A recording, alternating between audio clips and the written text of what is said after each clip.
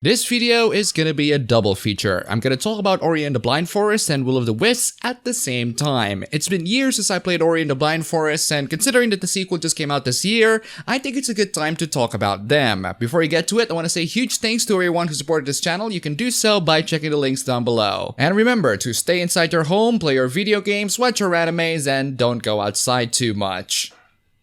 That's basically me every day, actually.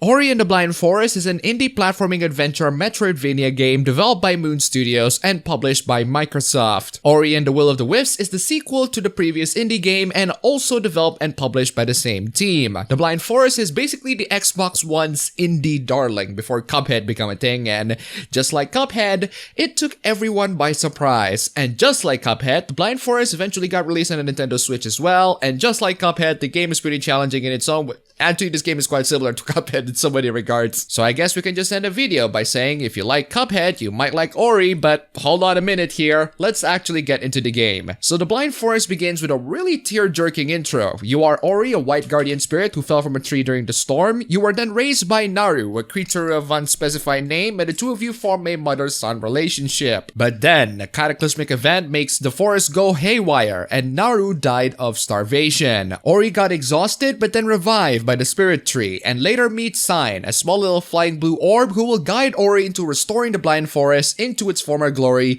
by getting through all the missing elements. And the journey will consist of a lot of jumping, failing to jump, and dying. Lots and lots and lots of dying. As for Will of the Wisps, it's about Ori and his friend Q, but there's a lot of spoiler in how they're friends together, so I won't spoil it.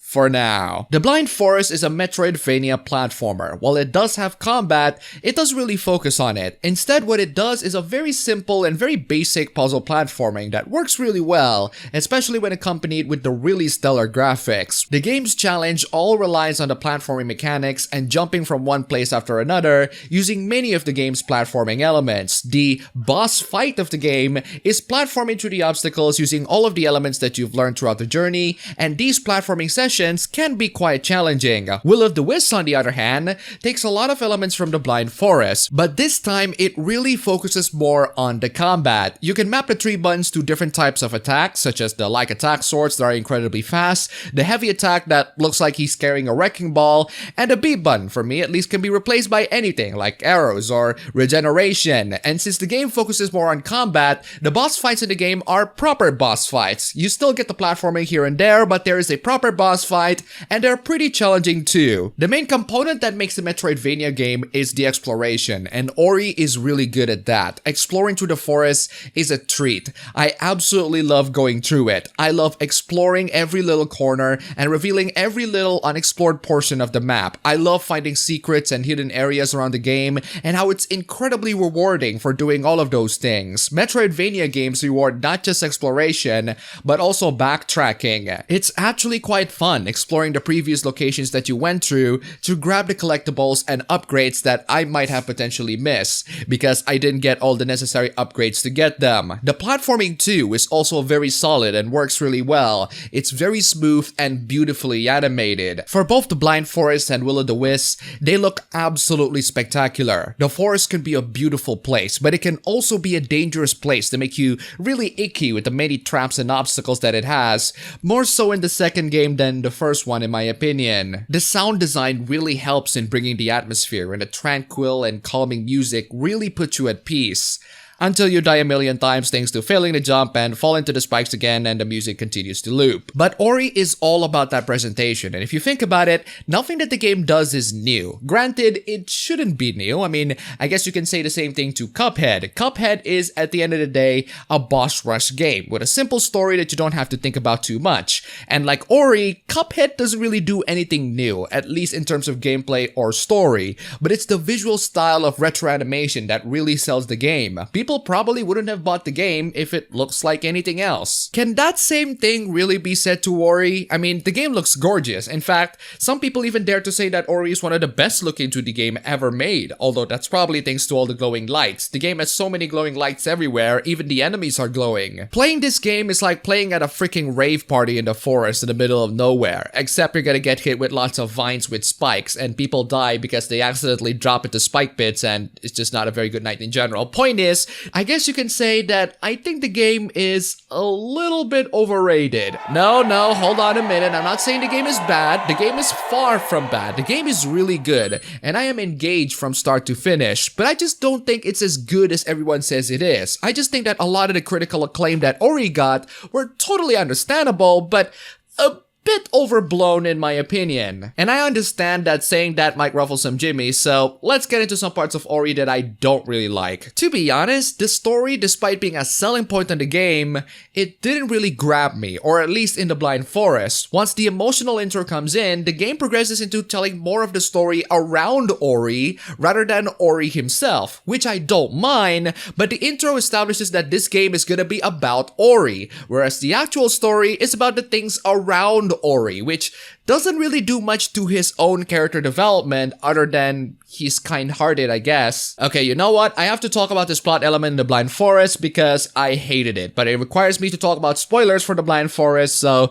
skip to this if you don't want to listen to it. Spoiler starts now. So we established that the mother dies in the intro, right? Well, turns out that you meet this spider-like guy Gumo, who initially stole the water element, but he befriends you the moment you save him. Then, out of the freaking blue, the game established that he can resurrect people using his clan treasure or something, and he just resurrected Naru out of nowhere. I'm really pissed off about this because the game manipulated me into thinking that we've moved on from Naru. Now, yes, a lot of fictional stories have already done the, oh, this person is dead, but it turns out he's not dead thing, but they usually do that at the very end of the story. The Blind Forest decided to kill Naru at the very beginning, and we've got through the game pretty much on the knowledge that Naru is dead, and that we're moving on. But at the very end of the game, oh, it turns out that we're not actually moving on. This would have been easily fixed if Naru isn't dead, but just gravely sick. Her being gravely sick would actually give us a motivation